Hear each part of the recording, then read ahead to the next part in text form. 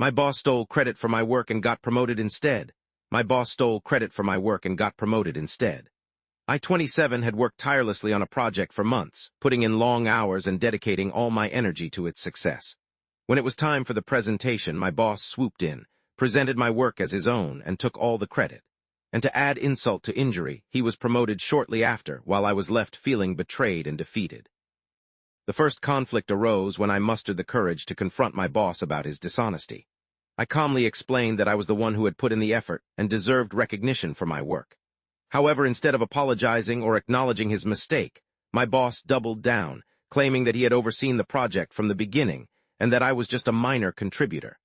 I was shocked and outraged by his blatant lies, but there was little I could do to change the situation. As the days passed, the tension in the office only grew. My coworkers began to treat me differently, some even starting to side with my boss and questioning my abilities.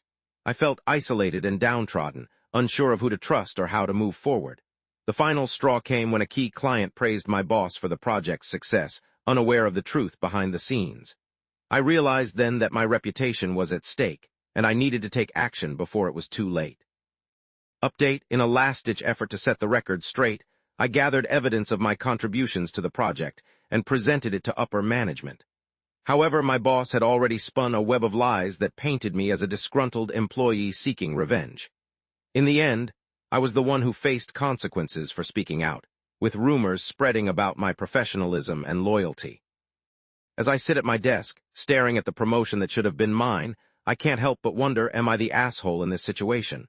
But one thing is clear: this is far from over. The tension in the office continued to escalate as my boss and I avoided each other's gaze and exchanged passive-aggressive comments during meetings. I could feel the resentment building between us, as we both refused to back down from our conflicting narratives of the project's success. Despite my best efforts to salvage my reputation and hold my ground, I knew that the damage had been done, and there was no turning back. As time went on, the toxic atmosphere in the office became unbearable, with whispers and sidelong glances following me wherever I went. It was clear that my boss's betrayal had irreparably damaged our professional relationship and any hope of collaboration in the future. The divide between us had grown into a deep-seated animosity that poisoned the once pleasant work environment.